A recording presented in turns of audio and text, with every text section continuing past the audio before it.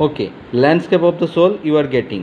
So first part, a wonderful old tale told about the painter Wu Daozi. Wu Daozi, the famous painter, उसके बारे में एक बहुत सुंदर कहानी है. Who lived in the 8th century, जो 8th century में रहते थे. His last painting was a landscape commissioned by the Tang Emperor Zhuangzong, decorate palace wall. Tang Emperor ने उसे बुलाया था एक सुंदर पेंटिंग बना के अपने दीवार को डेकोरेट करने के लिए. The master head in his work behind the screen, वो एक कैनवस के पीछे अपना पेंटिंग को छिपा के लाया था. So only the emperor would see it. For a long while the emperor admired a wonderful scene. बहुत देर तक emperor मतलब सम्राट उसे देखते रहे. Discovering forest, high mountains, waterfall, clouds floating on immense sky. बड़े से sky था उसमें, बहुत सुंदर ब्यूटीफुल पेंटिंग थे. Men and hilly paths, उसमें हिली एरिया भी है, उसमें आदमी चलते हुए दिखाई दे रहा है. Birds in flight, look sad. देखिए सर, Wu Daozi painter ने कहा. Sire refers to sir. Said the painter, in this cave at the foot of the mountain dwells a spirit. इस mountain में cave के नीचे, गुहा के नीचे एक spirit रहती है.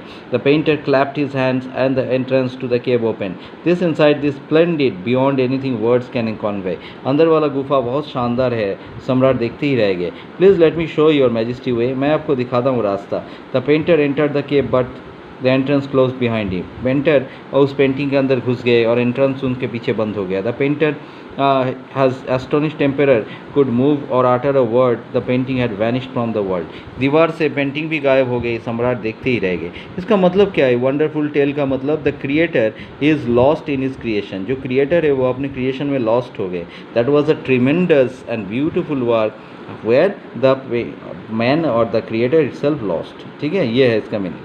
Such stories played an important part in Chinese classical education. The book of Confucius and Zhuangzong are full of them. They help the master to guide this disciple in the right direction. ये सब किससे कहानी, जो master है वो अपने बच्चों को, स्टूडेंट को सिखाते हैं बोल के, ताकि काम की तरफ उनका लगाव बने Wu Daozi की तरह. बियॉन्ड द एनेक्डोट, एनेक्डोट मतलब वर्ड टू वर्ड, ये सब वर्ड टू वर्ड डिस्क्रिप्शन के अलावा भी they are deeply revealed the spirit in which which art was considered. Contrast this story or another famous painter about the wood painting draw the eyes. एक और painter की कहानी है जिन्होंने एक ड्रैगन बनाया था. Eye of a dragon he had painted for fear it would fly out of the painting. उन्होंने एक ड्रैगन बनाया था पर उसकी आई नहीं बनाई थी, क्योंकि अगर आई से ड्रैगन किसी को भस्म कर दी, इतना लिविंग होता था वहाँ की पेंटिंग. देखो, with an old story from my native Flanders. Native Flanders मतलब ऐसे ही कोई नेटिव लोग से मैंने सुना था.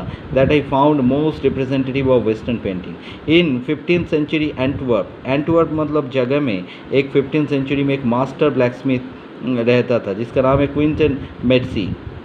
Quinton Metsys fell in love with painter's daughter. एक बार क्विंटन मेट्सी जहाँ पे काम करता है उसके बेटी से उसको लव हो जाता है. The father would not accept such in son in law such a profession. So Quentin sneaked into the painter studio. एक दिन क्विंटन जो है पेंटर के स्टूडियो में चुपके स्निक मतलब सीक्रेटली वहाँ चले गए. And so Quentin sneak into the painters and painted a fly on his latest panel. The such delicate realism that the master try to swat मतलब मूव. इतना अच्छा काम देख के मास्टर ने सोचा सच का फ्लाई होगा, मक्खी होगा, और वो उसे भगाने गए. It away before the realized what had happened. Quentin was immediately admitted as an apprentice onto his studio. He married his beloved and went to become one of the most famous painters of his age. उनका ये काम देख के उन्होंने Quinton को क्या किया, अपने साथ रख लिया और उनकी बेटी से शादी भी करवा दी. These two stories illustrate what each of the form art is trying to achieve. A perfect illusionistic likeness in Europe. Europe में भ्रमित ये सब स्टोरी, illusionistic स्टोरी बहुत पसंद किया जाता है, लाइकनेस क्रिएट करती है. In the Chinese story, the emperor commission of a painting and appreciate its outer appearance, but the artist reveals to him the true meaning of his art. Chinese painting में artist जो है उस painting का मतलब बताने की कोशिश करता है. The emperor may rule over the territory of his conquered, but only the artist knows way with in. एक एम्पेरर जो होता है बहुत सारी जगह वो राज जो है वो कब्जा कर सकता है, पर एक पेंटर जो होता है वही जानता है कि लोगों के दिलों पे कैसे राज किया जाता है. Okay, but only the artist knows. Let me show the way. The Dao, a word that means both the path and the method. Dao मतलब होता है एक रास्ता और एक मेथड दोनों ही. ओके, एंड द दाव word and the mysterious work of the universe. The painting is gone, but the artist has reached his goal beyond any mystical appearance या material appearance. दाव के पेंटिंग में दाव तो जन दुनिया से चले गए पर उनका काम फॉरएवर रह गया. A classical Chinese landscape is not a mean of reproduced an actual view. Chinese painting में कोई एक्चुअल व्यू मतलब नहीं होता है. आप जैसे समझो उस पेंटिंग को समझ सकते हो. As would of western figurative painting, where as the European painter wants you to borrow his eyes. European painting में जो पेंटर बनाता है वही समझना पड़ता है, पर एशियन पेंटिंग में तुम कुछ भी समझ सकते हो from a specific angle. The Chinese painter does not choose a single viewpoint. His landscape is not a real one and you can enter from any point. पर चाइनीज़ पेंटिंग में तुम जैसे भी मर्जी पेंटिंग को एंजॉय कर सकते हो, समझ सकते हो. Okay, this is even more true the case of the horizontal scroll in which the action of slowly opening section of painting then rolling it up to the move on the other side and dimension of the time, ये हमें ज़रूरत नहीं है. Partition then a participation which the physical as well as mental. पर Asian painting में जो painter होते हैं वो फिजिकल मेंटल दोनों तरीके से पेंटिंग करती हैं.